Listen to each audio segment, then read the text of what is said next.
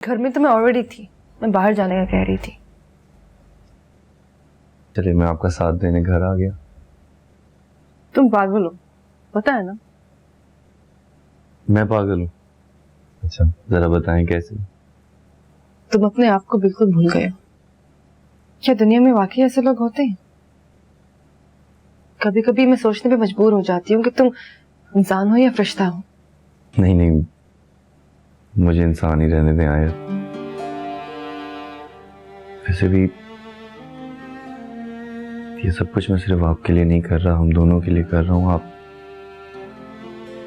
आप माने या ना माने, आप मेरी जिंदगी का सबसे अहम हिस्सा है। कभी कभी ये सब मुझे बहुत मुश्किल लगता है, लेकिन तुम्हारे होने की वजह से काफी चीजें आसान हो जाती हैं। ऑनेस्टली तुम्हारे जैसा दोस्त होना एक ब्लेसिंग है। Thank you. आयत, बस अब मैं ये चाहता हूँ कि आप इस दोस्ती को लेकर एक नई जिंदगी शुरू करें मेरे साथ।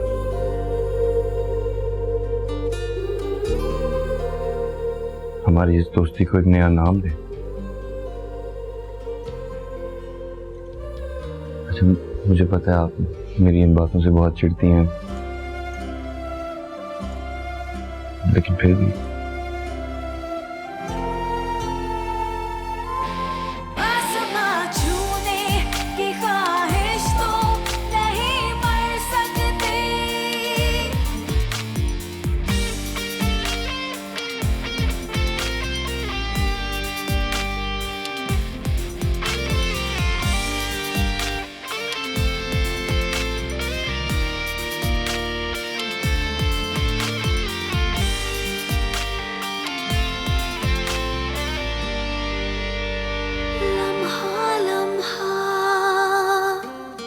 जोड़ी मैंने जैसी भी थी जिंदगी, तारा तारा चुनते चुनते बनती गई रोशनी।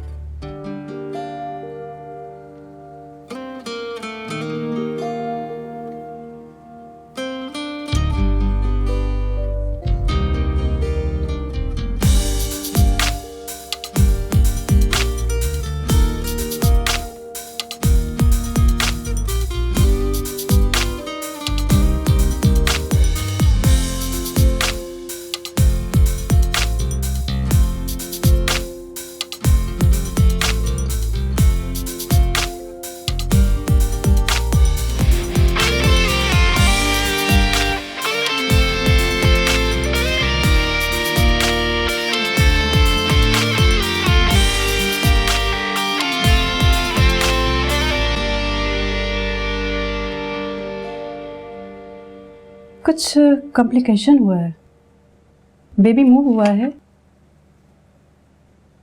आई think you should be ready for C section.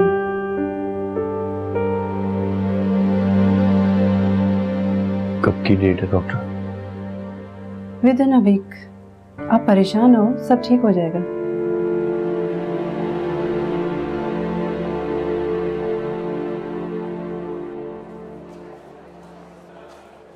कैसे हो अमित? मैं यहाँ तुम्हारी फजूल की हंसी सुनने नहीं आई। अच्छा तो फिर क्यों आई? खुद को प्लीज इतनी तकलीफ मत दो अमित।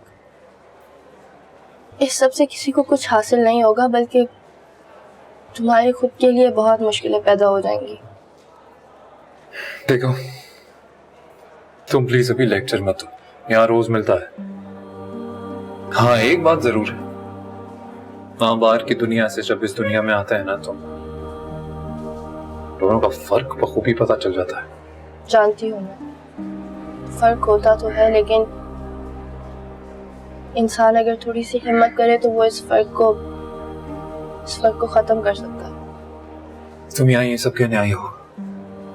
लेक्चर देने नहीं आई, मैं यहाँ सिर्फ ये बताने आई हूँ कि तुम्हारे यहाँ आने के बाद आंटी की हालत बहुत खराब है, उनकी तबीयत बहुत सीरियस है। लिवर सिरोसिस हो गया उनको, लास्ट स्टेज। मैं उनको यहाँ ले आती लेकिन उन्हें यहाँ लाने की कोई जरूरत नहीं है। और जब उनसे मिला तो उन्हें यही कहना कि मैं बिल्कुल ठीक हूँ। ओके। सुनो, मैं चलता हूँ, मुलाकात का वक्त खत्म हो गया। ठीक है, मैं फिर आऊंगी। अनीता, दोबारा यहाँ मत आओ। क्यों मामिक? मैंने कहा दोबारा मत आओ। लेकिन मामिक मेरी बात